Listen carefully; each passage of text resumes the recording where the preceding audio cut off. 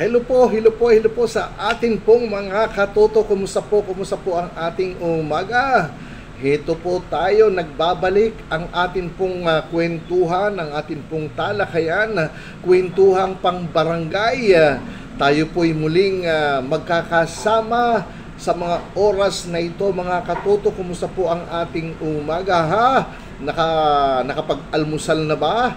O mananatiling nakahiga pa rin din sa mga higaan? Well, maintindihan ho natin dahil Sabado, mayroon ng mga hindi pumapasok. Halimbawa, ang ating pong mga estudyante, tama po ba? So wala pong pasok ngayon, pero ang ating pong mga manggagawa, kamanggagawa, ay mayroon pa rin din pong mga pasok. Kaya nako, kung kayo po ngayon pa lamang pong bumabangon na ba, wala na pong almusal, sigurado, dahil ang oras po 7:53 na po ng umaga, siguradong nagmamadali na po tayo dyan. Tama po ba, mga katoto? Okay. Sige po, tayo po'y dumako naman sa atin pong talakayan ngayong umagang ito. Ang atin pong pag-uusapan sa umagang ito ay napakahalaga din po. Isa po itong batas na ipinatutupad hindi lamang po sa Kamaynilaan, hindi lamang po sa mga syudad, hindi lamang po sa mga bayan-bayan, kundi sa buong nasasakupan ng Republika ng Pilipinas. Kasama po dyan ang pambaranggayan. Alam naman po natin, ating mga pinag-uusapan ay may kinalaman sa pambaranggayan, mga katoto. So, ang ating pong pag-uusapan ay itong Republic Act 10361 o RA 10361. Ano po ba itong Republic Act 10361? Ito po ay batas na kung saan ay may mandato ang barangay na ipatupad din po ito. Ano po itong mandato? Para saan po ito?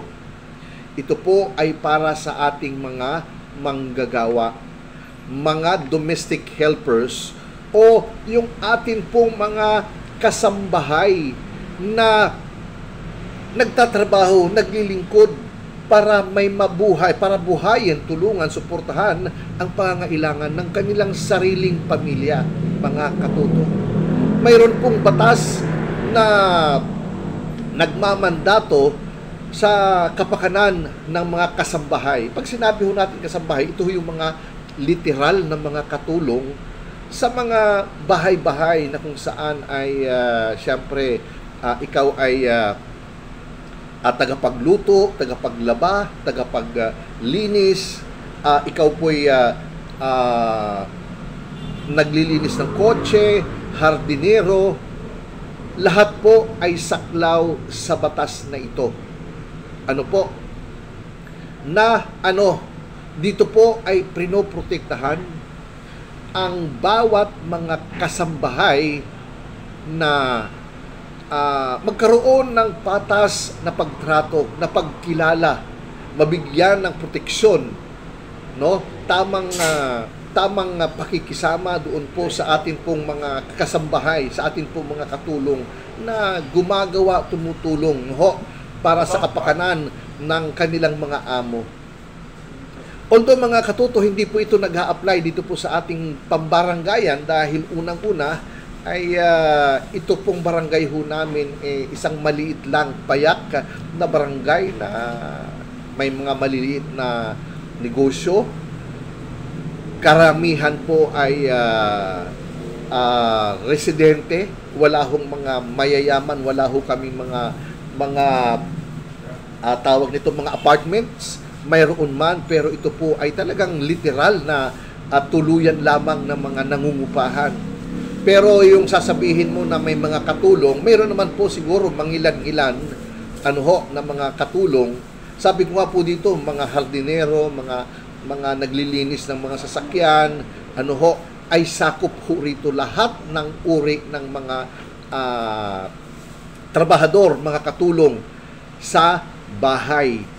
Dito po sumasaklaw ang batas na ito. Binibigyan ng proteksyon, ng kapangyarihan, ng tamang trato, na sila ay mayroong tamang sweldo, na sila ay mayroong SSS na sila ay mayroong PhilHealth. Yun po ang batas na tumutukoy sa atin pong mga kasambahay. No? So, ito po siguro itong batas na ito ay maaaring mag-apply sa Makati, halimbawa, sa Quezon City. No? Well, sa ilang lugar dito sa Pasay, dahil hindi naman lahat ng mamamayan dito sa Pasay talagang mahihirap, may areas lang na kagaya nga po sa amin ay wala na naman may mga katulong, pero hindi naman ganun karami. But ganun pa man, ito pong batas na ito ay siyang ang nangangalaga upang mabigyan ng proteksyon ang ating mga kasambahay. Okay po ba? Okay po ba? So, kasambahay lo po ang tawag dyan. So, para po sa ating mga katulong, may batas po na nagbibigay po sa inyo ng proteksyon, tamang trato ng inyong mga amo. At kung sa tingin po ninyo kayo po ay hindi nabibigyan ng tamang treatment, huwag ho kayong mag-atubili, magsumbong sa pulis para matulungan po ang inyong mga problema. Kung sa tingin po ninyo, hindi po kayo binibigyan ng SSS, wala kayong PhilHealth, karapatan po ninyong mag-demand, mga katulong, para sa inyong proteksyon, para sa inyong kapakanan. Yung iba po dyan, nanunungkulan na, naninilbihan na ng 10 taon, pero wala ho.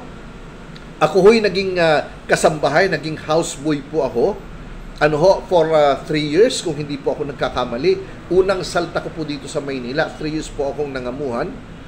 Wala, sa bagay, noon pa naman po ito. Ito bago po kasi itong actually, hindi naman itong bago, as in bago, matagal na po itong batas na ito. Yun nga lang po, hindi ho napapractice, hindi po napapractice. Dito po sa amin, dito po mismo sa barangay, ay hindi po gaano pang nabibigyan ng pansin.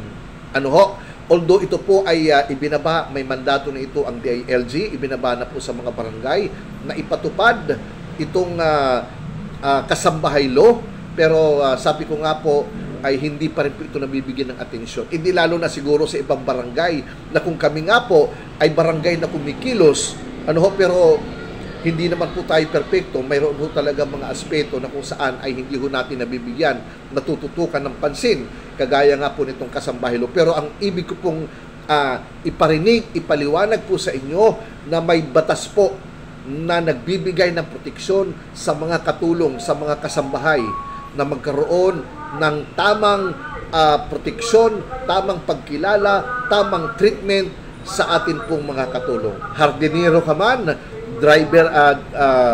car driver ka man, ikaw po'y labandero, ikaw po'y kusinero, kusinera, ikaw po'y nag-aalaga, lalo na po doon sa mga nag-aalaga ng mga bata, ng mga lola, ng mga matatanda, mas hamak na kailangan po nila ng proteksyon.